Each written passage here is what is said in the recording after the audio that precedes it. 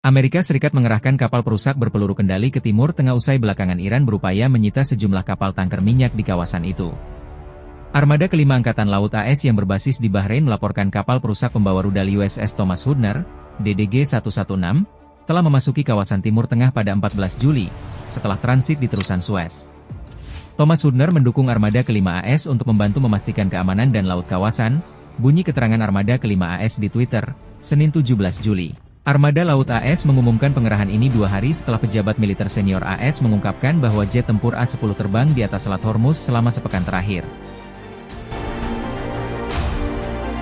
Mereka juga mengumumkan armada F-16 anyar sedang dikirim ke kawasan Teluk sebagai respons upaya Iran menyita kapal tanker minyak belakangan ini. Awal Juli ini, Angkatan Laut AS melaporkan Iran berusaha merebut 2 tanker minyak di Selat Hormuz dengan menembak salah satu kapal yang berlayar.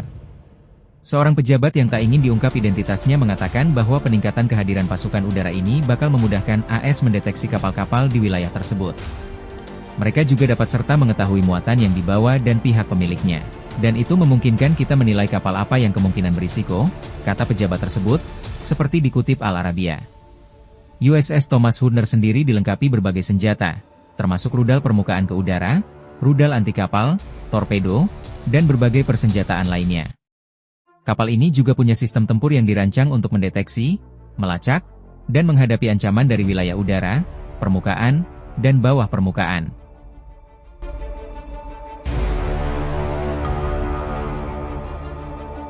Sebuah kapal perusak angkatan laut dan beberapa sistem pertahanan udara berbasis darat ikut serta dalam mencegat rudal Iran yang ditembakkan ke Israel selama akhir pekan.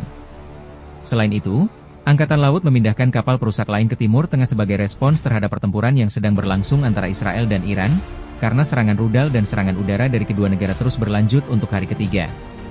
Menurut laporan dari Associated Press dan Wall Street Journal, aset darat, laut, dan udara Amerika Serikat berpartisipasi dalam operasi pertahanan anti pesawat di Timur Tengah. Kapal perusak yang terlibat tidak disebutkan identitasnya, tetapi militer AS memiliki beberapa kapal di wilayah tersebut. Termasuk diantaranya adalah kapal induk USS Carl Vinson dan kelompok serang kapal induknya, yang saat ini berada di perairan sekitar Timur Tengah.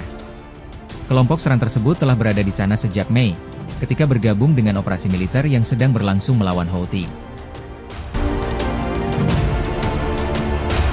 Selain itu, Associated Press, mengutip beberapa pejabat pertahanan, mencatat bahwa sistem pertahanan udara berbasis darat Angkatan Darat AS ikut serta dalam pencegatan rudal selama akhir pekan.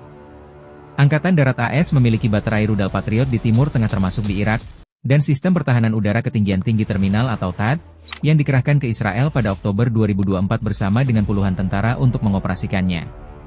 Wall Street Journal melaporkan bahwa beberapa jet tempur AS juga ikut serta dalam operasi anti pesawat.